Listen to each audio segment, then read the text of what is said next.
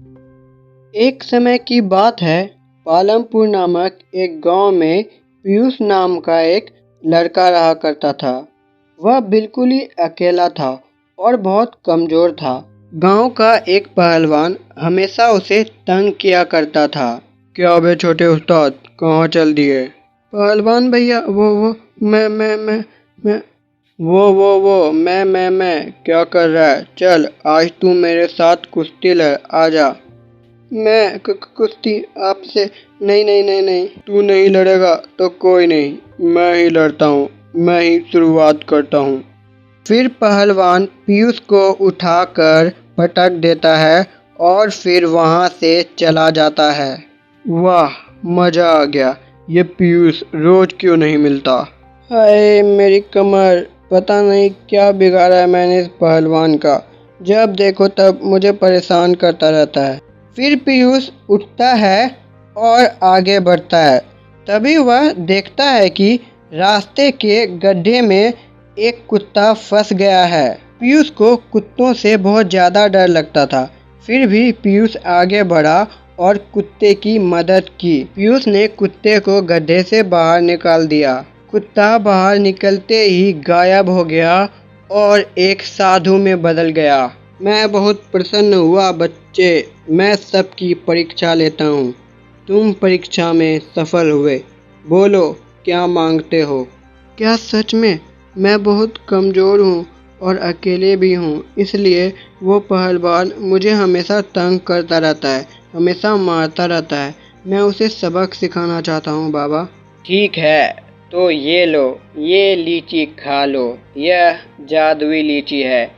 इसे खाकर तुम अपने आप को एक से ज़्यादा बना सकते हो, लेकिन याद रखना, इसका असर सिर्फ एक दिन तक ही रहेगा। ठीक है बाबा, मैं समझ गया। उसके बाद साधु गायब हो जाते हैं। अब आएगा मजा। फिर पीयूष वह लीची खा लेता है। लीची खाते ही पीयूष 1 से 4 बन जाता है। फिर चारों पीयूष वहाँ से निकल पड़ते हैं और वह पहलवान के पास पहुँचते हैं। अरे ये क्या, इतने सारे पीयूष, लगता है आज तो मैं गया। फिर चारों पीयूष मिलकर पहलवान की खूब धुलाई करते हैं। इस तरह पहलवान को उसके किए की सजा मिल जाती है। एक समय की बात है, जयनगर नाम के एक गांव में भोला नाम का एक लड़का रहा करता था। वह अपने घर में बिल्कुल अकेला था। एक दिन किसी वजह से उसके घर में आग लग गई। हाय, मैं लुट गया, बर्बाद हो गया। उसी घर में मेरे सारे बचत के पैसे थे। अब मैं क्या करूँगा, हे भगवान। तभी वहाँ उसका दोस्त रामू आता है और बोलता है, कोई नहीं यार, चल नई शुरुआत कर। ये ले 10,000 रुपये, जाओ और शुरू कर। धन्यवाद दोस्त, तू ही है जो बुरे वक्त में मेरा साथ देता है।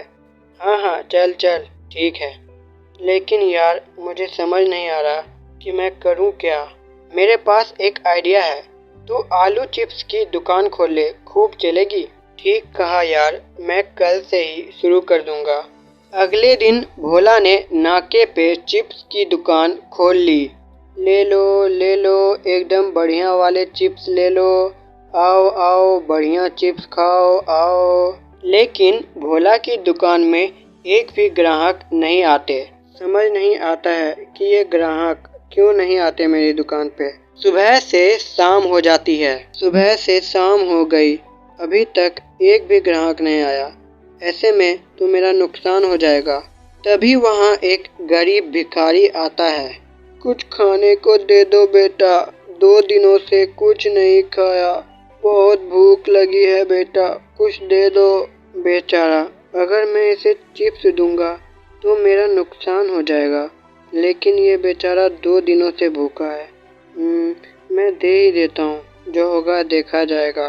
फिर भोलानाथ उस भिखारी को चिप्स दे देता है। धन्यवाद, वाह, मैं प्रसन्न हुआ। तुम बहुत ही दयालु और अच्छे इंसान हो। मैं एक जादूगर हूँ। मैं लोगों की परीक्षा लेता हूँ। शाबाश, मैं बहुत ही ज़्यादा खुश हुआ। मैं तुम्हें यह वरदान देता हूँ कि तुम्हारे चिप्स जादुई बन जाएंगे। तुम्हारे चिप्स अपने आप ही लोगों की इच्छा के अनुसार कुरकुरे में बदल सकेंगे। वाह, धन्यवाद धन्यवाद जादूगर जी। तथास्तु। उसके बाद भिखारी गायब हो जाता है। फिर अगले दिन भोलानाथ अपनी दुकान से चिल्लाता है, आइए आइए, जादुई चिप्स खाइए। कभी नहीं खाया होगा ये चिप्स। इसे आप अपने मन के अनुसार कुरकुरे में बदल सकते हैं। आइए आइए आइए। इतना सुनते ही भोलानाथ की दुकान में भीड़ लग जाती है। लोग चिप्स खरीदते हैं। कोई चिप्स खाता है और कोई चिप्स को कुरकुरे में बदल कर उसे खाता है। भोलानाथ का धंधा चल पड़ता है, सिर्फ और सिर्फ उसकी अच्छाई और दयालुता के कारण।